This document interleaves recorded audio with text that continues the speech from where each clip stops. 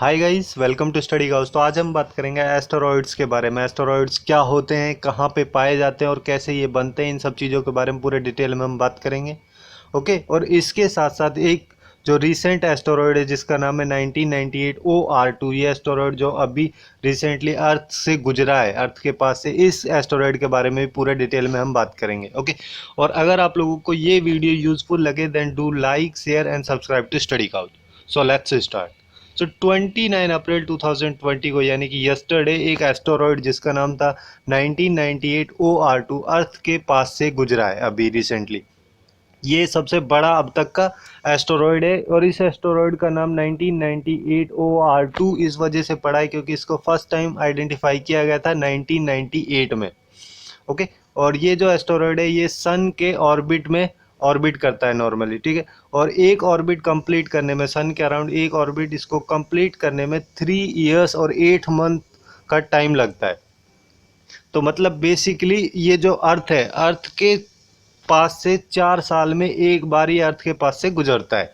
और इस एस्टेरॉयड जिसका नाम 1998 OR2 है, इसकी स्पीड 32,000 किलोमीटर पर आवर थी, जो कि अभी रिसेंटली अर्थ के पास से गुजरा है 29 अप्रैल 2020 को। ओके, सो अब हम बात करते हैं कि एस्टेरॉयड एक्चुअली में होते क्या है।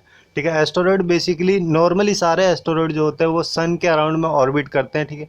और ये रॉकी होते हैं, मतलब रॉक के बने होते हैं। नॉर्मली इनको स्पेस रॉक्स भी हम बोलते हैं या फिर स्मॉल प्लैनेट के नाम से भी इनको जाना जाता है। ज़्यादातर ये सोलर सिस्टम में पाया जाता है और मेटालिक बॉडी होती है, मतलब मेटल, इसमें कुछ मेटल्स जैसे कि आयरन और निकल वगैरह हैं, ये सारे मेटल्स इन एस्टेरॉयड्स में पाए जाते हैं।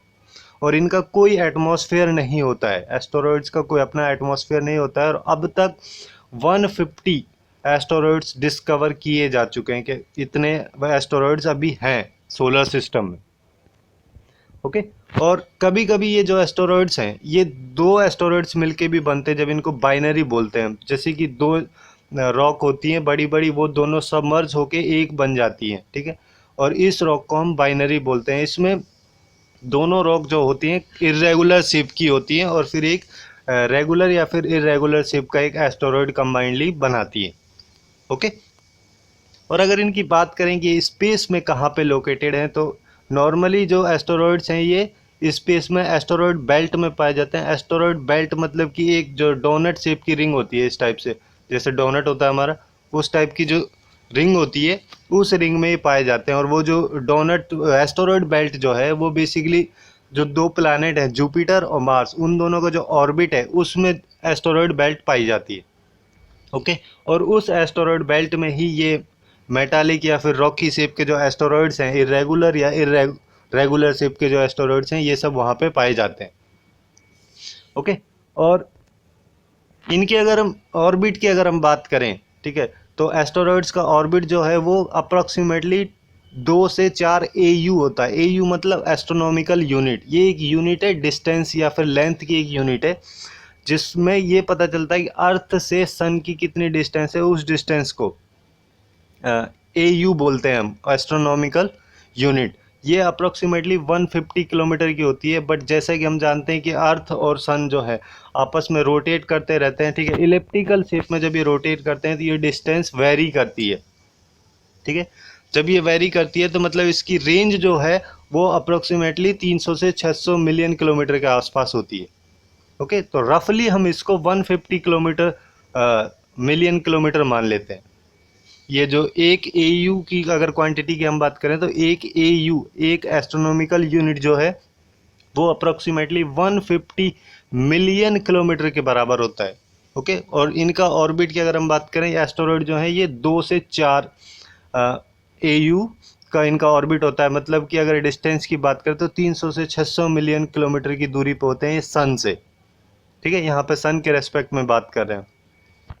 और कभी कभी ग्रेविटेशनल इंटरेक्शन की वजह से, प्लैनेट का जो ग्रेविटेशनल इंटरेक्शन है उसकी वजह से कुछ एस्टेरॉयड्स अपनी जो ऑर्बिट है उससे अल्टर्ड हो जाते हैं। जैसे कि जब ये अर्थ के पास से आ जाते हैं, इस टाइप से कोई भी अगर मान लो और कोई प्लैनेट है, उसका ग्रेविटेशनल इंटरेक्शन से ये इंटरेक्ट करके अपना पाथ से डिस्ट्रैक्ट हो जाते हैं। और जब एस्टेरॉयड अर्थ के पास से आते हैं तो उन एस्टेरॉयड्स को हम नियर अर्थ एस्टेरॉयड्स बोलते हैं। इसी वजह से जो 1998 OR2 एस्टेरॉयड है उसको नियर अर्थ एस्टेरॉयड बोला जाता है।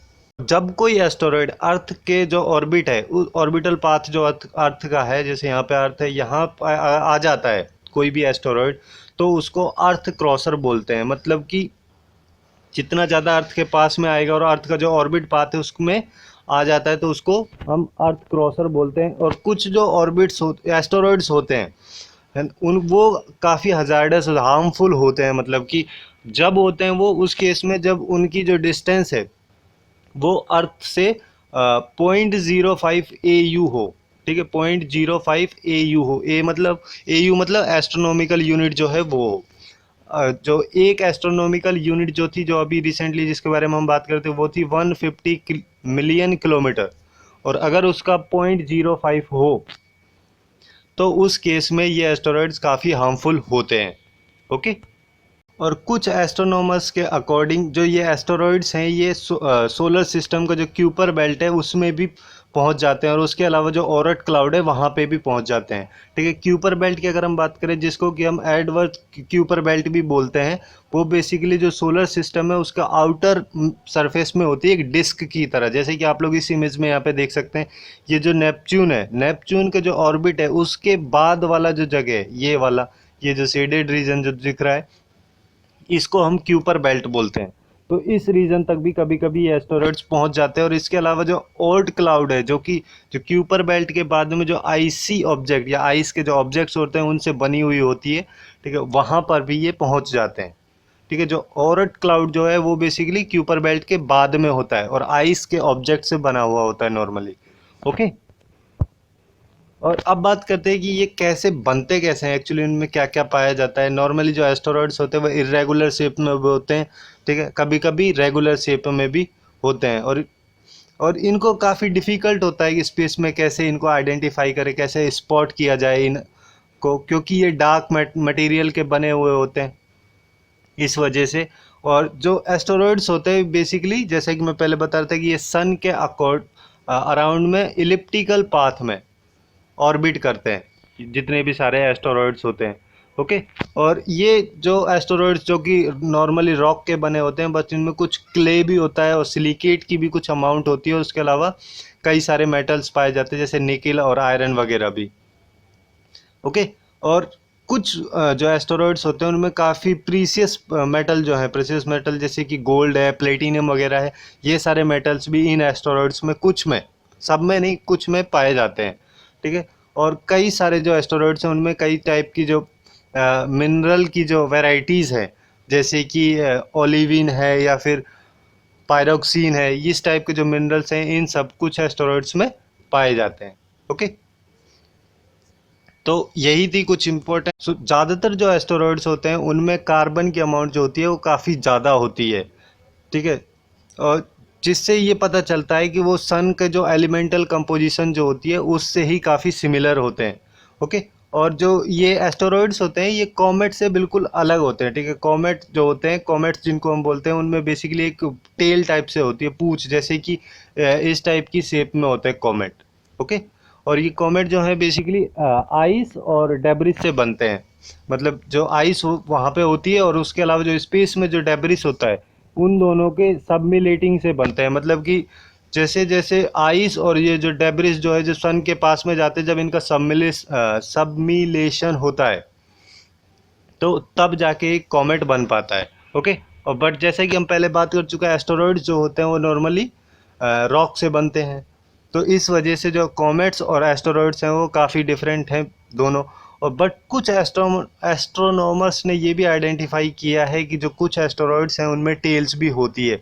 जैसे कि एक एस्टेरॉयड है जिसका नाम है P2010 A2। ठीक है, ये एस्टेरॉयड जो है इसमें टेल भी पाई गई थी। ये तब होता है जब बेसिकली जब एक एस्टेरॉयड दूसरे एस्टेरॉयड से हिट करता है तो उस वजह से डस्ट और गैस वगैरह निकलती है, तब जाके उसकी शेप वैसी बन जाती है किसी भी एस्टेरॉयड की। ओके। और इस टाइप के जो एस्टेरॉयड्स हैं जिनकी मतलब दो एस्टेरॉयड टकराने से शेप चेंज हो जाती है, इस टाइप के एस्टेरॉयड्स को हम एक्टिव एस्टेरॉयड्स बोलते हैं, क्योंकि ये काफ़ी रेयर कंडीशन में पाए जाते हैं। ओके। तो यही थी कुछ इम्पोर्टेंट इन्फॉर्मेशन एस्टेरॉयड से रिलेटेड। एस्टेरॉयड क्या होते हैं, कहाँ पाए जाते हैं, कैसे बनते हैं, और उसके अलावा जो एक एस्टेरॉयड जो अभी रिसेंटली 29 अप्रैल 2020 को अर्थ से फ्लाई बाई किया है, जिसका नाम है 1998 OR2। ओके, तो आज के लिए बस इतना ही। Hope you guys find it useful, and if you find it useful then do like, share and subscribe to study couch. Thanks for watching and have a good day.